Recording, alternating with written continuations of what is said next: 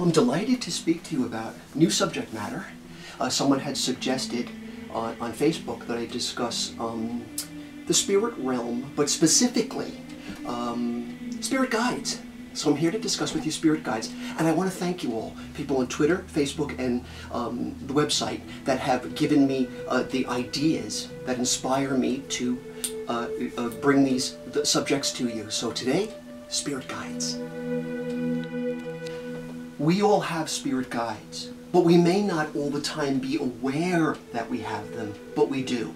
And sometimes the moments that we are aware is in crisis, when something happens to us, when you're in a car accident that you survive, when you get a sense that someone that you love is hurt, and someone comes to you in a visage or a vision that doesn't strike you as an hallucination, but rather you wonder, what is this? So whether they come to you in the theater of reality, or whether they come to you in dreams, you get this visitation from someone that's obviously interdimensional, not necessarily of the earth. And it's pretty obvious to you that this is not a normal happenstance, or rather, this person you know to be deceased. But even that's an example of someone who can be a spirit guide, someone you have actually known in your lifetime at one time. So spirit guides can come from many different dimensions.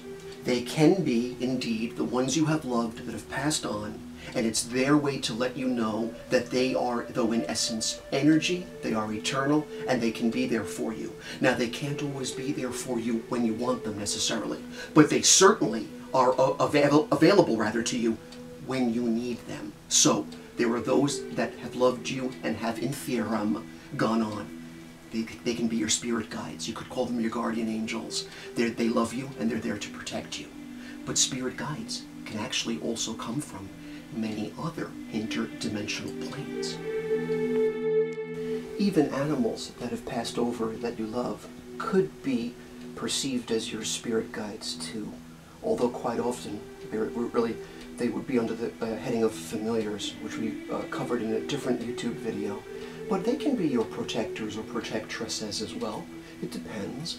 But largely our goal here is to discuss, though, the different octaves of the living or the entities that exist in the spiritual world. For instance, as we've said, the ones you've loved can be your spirit guides. They can prevent unusual or problematic happenstances occurring to you. But there are some spirit guides that come to you when you're a little person. You know there's a familiarity between you and this being, although you can't always necessarily be sure, what is this? What is my connection to this one? But I, and many intuitives and empaths and psychics that I've known over the years, have reportaged that these essences, these beings, have come to them so that they could either be a channel that fills you with energy, or they're just there to maybe not always illuminate you, but on some level perhaps at least simply protect and or guide you in directions that they feel you should be traversing. So some can call these spirits the Elohim. Others might call them angels. There are many choirs of angels in the heavens that fall into the headings of perhaps spiritual guides. These headings are, for instance, thrones, principles, dominions, virtues, seraphim, cherubim, and archangels. Sometimes, though, I'm not so sure what to say about people that, let's say, channel Mother Mary or channel Archangel Michael, because the word archangel means sent by God. Therefore, it kind of makes me, I don't know, I guess it's, having done this work for many decades, so I'm quite skeptical. I really want to be quite aware that the energy field we're speaking about is indeed a spirit guide. But, for instance, in my own life, when doing this video, it's 16 years now that my mom passed away. And yes, have I wanted my mommy at certain times in my life when I needed her energy with me? Yeah. But the spirit world is a pragmatic place, too. It has emotion, but it's not constrained by waves of emotion. They know enough to be there for you when you need them. When I had a spinal tap and I thought I was going to die, that's when my mother was able to come to me to let me know, I'll do what I can and beseech the powers much higher than myself to help you to save you. I am your mother. I want you to live. She didn't say she could do it. She didn't say she could master it, but she let me know, I'm going to try. And of course, thank you, Mom. It worked. They listened to her.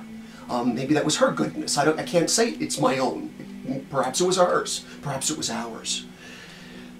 Mothers are great spirit guides. So are siblings. But as we've spoken before about the other entities that roam the earth, some call them the Fae. Some call them maybe even the gods and goddesses. They exist, though, because we believe in them. If we don't forget them, they continue to exist, and we can beseech them, and they can help us too. But you've got to be astute. You've got to be aware. Lately, in the modern age, they're appearing in the form of orbs in digital photography. There's evidences of them. You can have your aura photograph taken and see these orbs appear that are evidences of spiritual activity. Now, when I've had my aura photograph taken, which I did cover under auras in a previous YouTube video, but I have to bring up the subject matter just briefly, I'm always seen surrounded in red, so I know it's a chosen color. Many years ago, when aura photography was in its infancy, people did not know how to interpret the color red in your aura. They were taken aback by it. Now, of course, they've come to understand that it's one of the more premier colors. It's the color of people that are quite dynamic and are very much plugged into and tuned into great spiritual energy and attunement. So it's finally gotten its respect.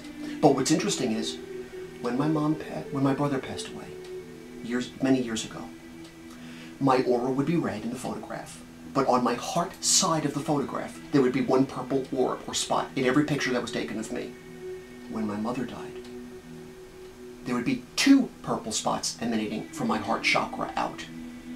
When my other younger brother died, as well on Mother's Day as my other brother, nothing happens by accident, a 3rd violet orb appeared in every aura photograph that's taken of me. This is evidence, I'm convinced, of their presence around me as spirit guides, to give me a sense of what I'm walking into, whether something is goodly or it's not. When an opportunity that is not an opportunity is something that I should say no to, and when something actually is above board and worth putting my very life force into, and you get that very gut feeling from your spirit guides that do this, it's good for you. And so is this person you're going to meet, and so is the message that you're going to ultimately project.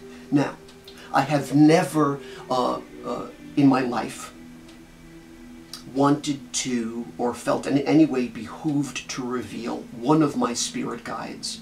But after all these years and living as long as I have, I just think it's time. So putting it on YouTube is like putting it out there forever for everyone who gives a crap. And some people don't. But for what it's worth, one of my spirit guides, if it hasn't been insinuated enough in my divination deck and in my paintings and the statuary that you'll find in my home, it's Hermes Trismegistus. Hermes, thrice the greatest. Not the Greek/Roman Hermes that people are familiar with, the winged helmet or the winged feet, but a much older Hermes, an individual that is said to have existed a long time ago. A long time ago meaning millennia.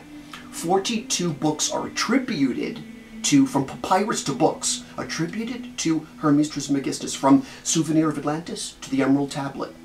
But there is no proof that Hermes ever lived. Other than, well, someone's making money off of these books. Doesn't matter to me who is. I'm more interested in the texts. But the literature is out there. Hermes Trismegistus. Hermes, 3 times great. 3 being the karmic energy field. 3 being the cards I pull at the end of every reading.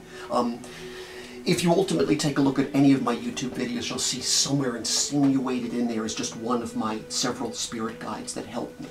Another, of course, has been my great-grandmother. A woman, again, yin energy is so important for a guy to have, to be able to tap into the yin consciousness, to understand women and the way they're wired. But not just any woman. My great-grandmother's a Gemini woman. That's 24 women in one. So she's seeing the way many different women would respond to a scenario. Over-emotional, not emotional, cool, hot, wild, passionate. All these different things, which I love so much, but my God, what these spirit guides can do for you if you ask them to. I don't want anyone to think that I have some sort of in, or that any psychic does that you don't.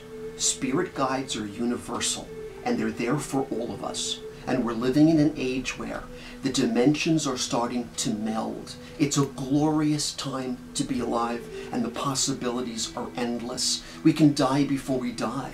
We can come to an understanding before we must come to the understanding. So do so. You are connected to the spirit world. You're watched over. You're loved.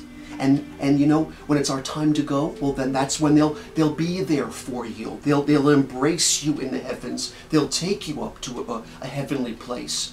I've even read for people who have had friends and loved ones that have committed suicide. They haven't gone to dark spaces. They've been loved. They also have had their hearts and their souls lifted by the innate good of the universe that's there for all of us.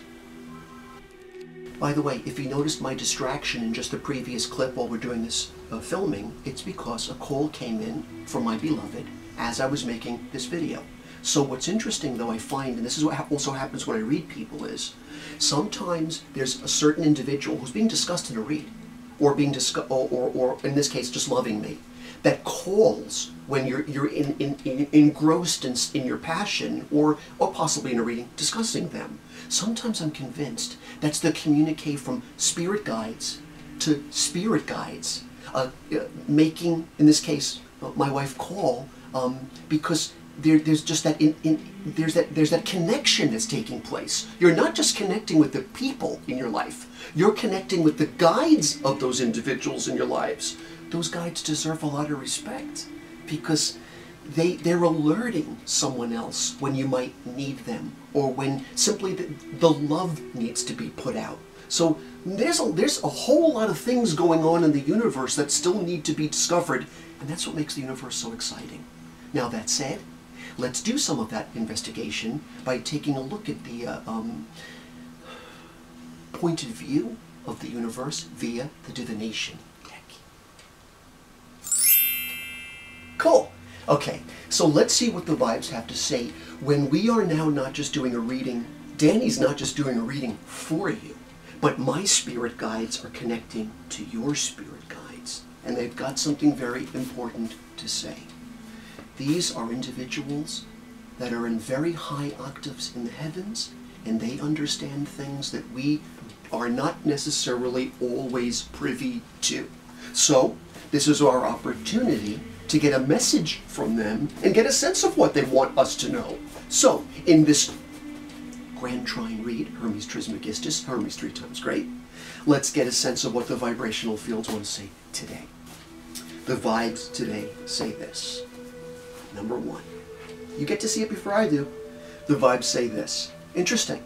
It's one of my Hollywood paintings that I sold long ago, but I had to sell it to this doctor's wife because he used to golf with Billy Burke, who used to be the Good Witch of the, she played the Good Witch of the North in The Wizard of Oz. But the image, the painting shows Dorothy holding the hands of someone that comes to her in the form of an orb or a bubble, in the 1940s film no less, and tells her, you must take this journey. Of course, as we know, the end of the, after she goes through quite many different delights and hazards, at the end, Glinda has the gall to say, you always had the powers to go home, and it makes you want to, of course, punch Glinda in the gut, but then you ultimately realize, but that's what life is too. The journey is all, sometimes more than the destination. But it's interesting we get that vibe of Glinda.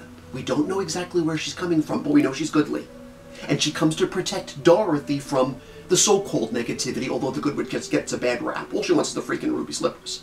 But the notion is, she's there while you're traveling on the golden brick road, the golden energy field, the golden dawn, the new age. But she's not always going to be visually there. But it turns out on some level, she's always watching. She'll be there if you need her, but she's just gonna hold your hand though for a moment to let you know she's there. Then it's up to you to believe. That's it. Whoa, that's confirmation of spiritual activity. All the way back from a movie long ago that that the modern age was able to kind of transmute to people back in those days when a lot of them really didn't get it. That, you know, call it a fantasy, call it whimsy, but it's there. Of course, now in our age, we understand it even more so. Ooh. Number 2 says this. The second vibrational field from the heavens, after they've confirmed that they are indeed there, and they're watching, even when you think they're not, even when you just cannot get tune into the vibrational field, and you could be forlorn and melancholy, thinking that they're not there, and they're saying, but we are. The second vibrational field says this. Well, it's interesting. It's a green money candle burning brightly, but what floats over it is the Eye of Horus. The Eye of Horus is an ancient Egyptian symbol that represents luck. You're being watched over. You'll be protected. The ancients of antiquity painted the Eye of Horus on the front, both fronts, the bow of the boat. They painted it on the front of the boat as it traversed the water. The theory was that ancients believed the vessel was more protected if the Eye of Horus was in the front of the boat, watching over wherever this vessel was going. What's interesting then is the Illuminati, the modernists that created this country, used this symbol over a pyramid, 3, I might add again, the Grand Trine, to represent the Eye of God over a dollar bill. To show that, again, this is a green money candle, green currency, representing money, ruled by Jupiter, representing, trying to do it backwards, in mirror energy for you, representing expansion, finances, and growth. With a Mars-ruled energy, which represents money as energy for energy. So even if you get paid for a read, you're allowed to. It's energy for energy. But then, of course, the third inscription on this magic candle is a trine. The Grand Trine. The whole notion that the spirits are saying, we watch over you, and not just emotionally, not just cerebrally, not just spiritually, but even sometimes we can affect financial matters. That's karma. That's whether you deserve a financial reward or not. Who knows? Some people do win a lot of money or get a lot of money, and maybe that's for a whole different lesson. A lesson to be learned about what money really is, what energy is. Okay, my God, I need a whole new video just for this card. Let's discuss the third vibrational field. To wrap up the Grand Trine, the energies say this. You see it first? Okay, not only is it number 3, but this is a painting I retired for 20 years and only recently revisited to the deck. And what I wrote on it is, whatever spirit wanted me to understand was, trust your energy. Then you can master the situation. On the side of it I wrote, channeled, whatever drastic changes occur along the way, you will not be thrown off balance, for you are protected. So the image shows, for whatever reason, I felt the compulsion to draw number 3, a roll of the dice, pumpkins, because I consider them to be very lucky. And the notion of also, though, to include the number 5 or the pentagram, or the notion that we fit into the pentagram, as Da Vinci would put us in it, the head, 2 arms, and 2 legs. We are the stuff that stars are made of. Could it be any more profound? You've got your spirit guides. Tap into them. We're moving into now the autumn. We're getting closer to All Hallows Eve. Samhain, Halloween. The veil between the worlds is becoming quite gossamer thin. It's just that I've noticed it's not just Halloween anymore. It's happening now always. And that's a good thing. Because as we merge, we're getting more and more protected. Have no fear. Have love.